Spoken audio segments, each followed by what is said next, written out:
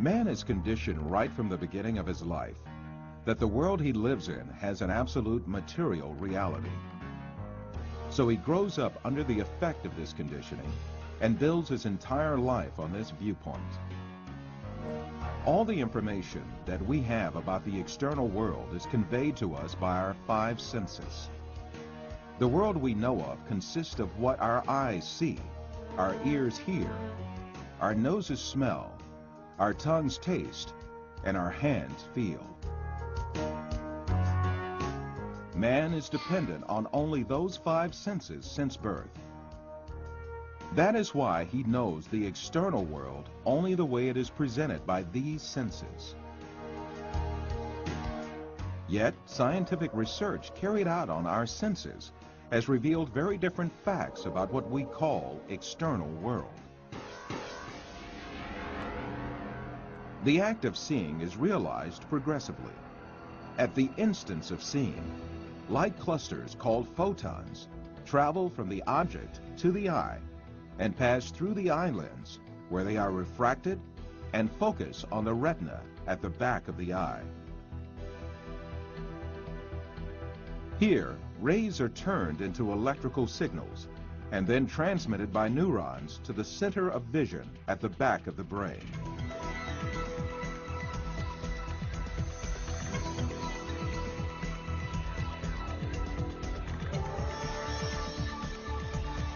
The act of seeing actually takes place in this center in the brain.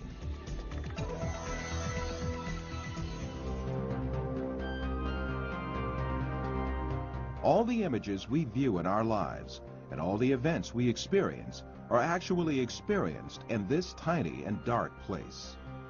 Both the film you are now watching and the boundless landscape you see when you gaze at the horizon actually fit into this place of a few cubic centimeters.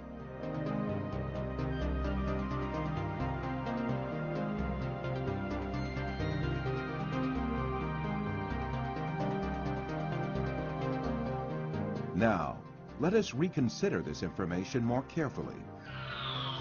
When we say we see, we actually see the effect the rays reaching our eyes form in our brain by being converted into electric signals. When we say we see, we actually observe the electrical signals in our brain. By the way, there is another point that has to be kept in mind. The brain is sealed to light, and its interior is absolutely dark. Therefore, it is never possible for the brain to contact with light itself. We can explain this interesting situation with an example. Let us suppose that in front of us there is a burning candle, and we view its light. During this period, when we view the candle's light, the inside of our skull and our brain are in absolute darkness. The light of the candle never illuminates our brain and our center of vision. However, we watch a colorful and bright world inside our dark brain.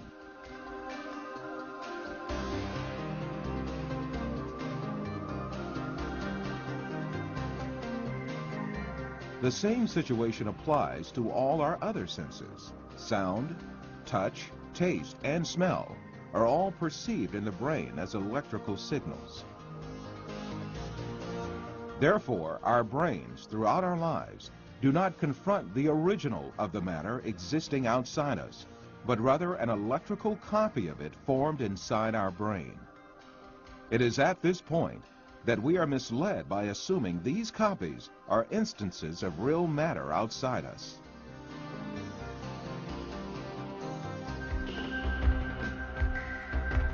These physical facts make us come to an indisputable conclusion. Everything we see, touch, hear, and perceive is matter. The world, or the universe, is only electrical signals in our brain.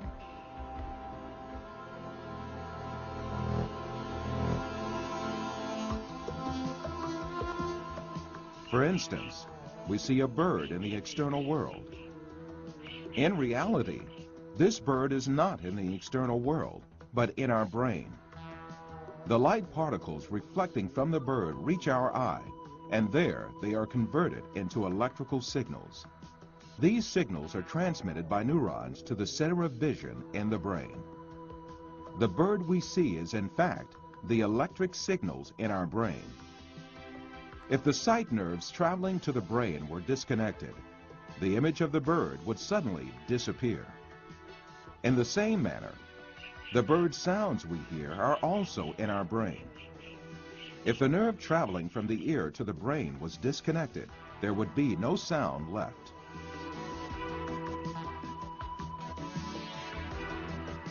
Put simply, the bird, the shape of which we see, and the sound of which we hear, is nothing but the brain's interpretation of electrical signals.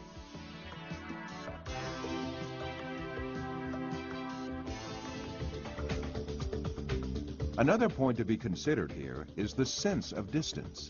For example, the distance between you and this screen is nothing but a feeling of space formed in your brain. Also, objects that seem to be very distant in one person's view are actually images clustered at one spot in the brain.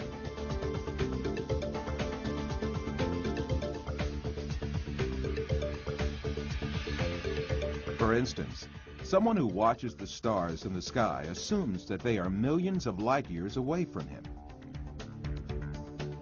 Yet the stars are right inside himself and the center of vision of his brain.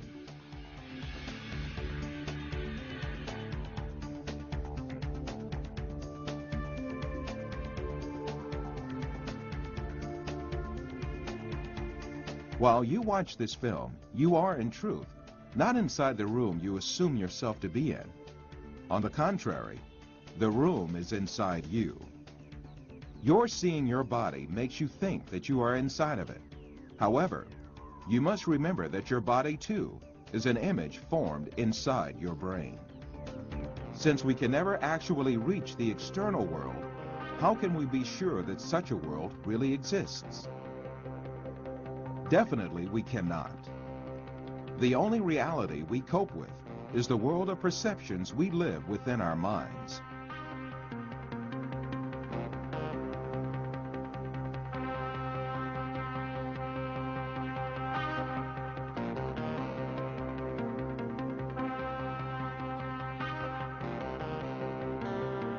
We believe in the existence of objects just because we see and touch them, and they are reflected to us by our perceptions.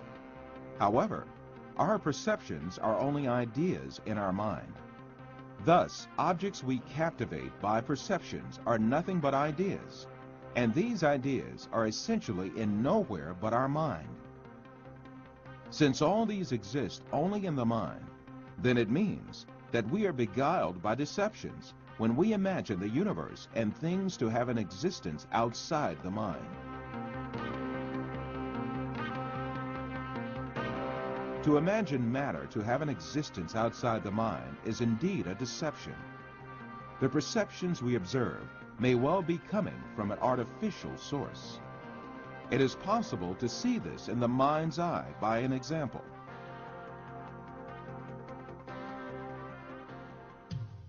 First, let us suppose that we could take our brain out of our body and keep it alive in a glass jar. Let us put a computer in which all kinds of information can be recorded. Finally, let us transmit the electrical signals of all the data related to a setting, such as image, sound, and smell, to this computer. Let us connect this computer to the sensory centers in our brain with electrodes and send the pre-recorded data to our brain. As our brain perceives these signals, it will see and live the setting correlated with these. From this computer, we can send to our brain also signals pertaining to our own image. For instance, we can send to our brain the electrical correlates of such senses as sight, hearing, and touch that we perceive while we sit at a desk. In that state, our brain would think itself as a businessman sitting in his office. This imaginary world would continue as long as the stimulations keep coming from the computer. We would never realize that we only consist of a brain.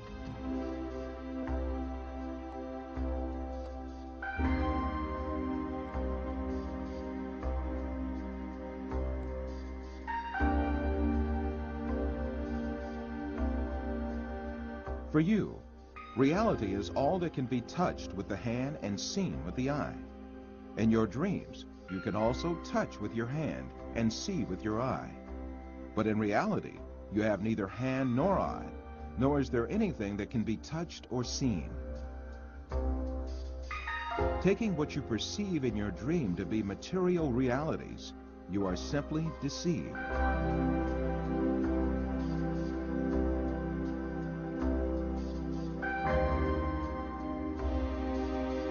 For example, a person deeply asleep in his bed may see himself in an entirely different world in his dream. He may dream that he is a pilot and command a giant airplane, and even spend a great effort to command the plane. In fact, this person has not taken even one step away from his bed. If we are able to live easily in an unreal world during our dreams, the same thing can equally be true for the world we live in. Then, what is the will that sees, hears, and perceives all other senses if it is not the brain? Who is it that sees, hears, touches, and perceives the taste and smell? Who is this being that thinks, reasons, has feelings, and moreover that says, I am me?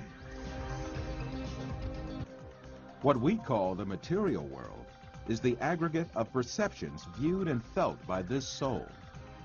Just as the bodies we possess and the material world we see in our dreams have no physical reality, the universe we occupy and the bodies we possess now also have no physical reality. All these facts bring us face to face with a very significant question. If the thing we acknowledge to be the material world is merely comprised of perceptions given to our soul, then what is the source of these perceptions? In answering this question, we must consider the fact that matter does not have a self-governing existence by itself, but is a perception. Therefore, this perception must have been caused by another power, which means that it must have been created. Moreover, this creation must be continuous. If there were not a continuous and consistent creation, then what we call matter would disappear and be lost. This may be likened to a television on which a picture is displayed as long as the signal continues to be broadcast. If the broadcast stops, the image on the screen will also disappear.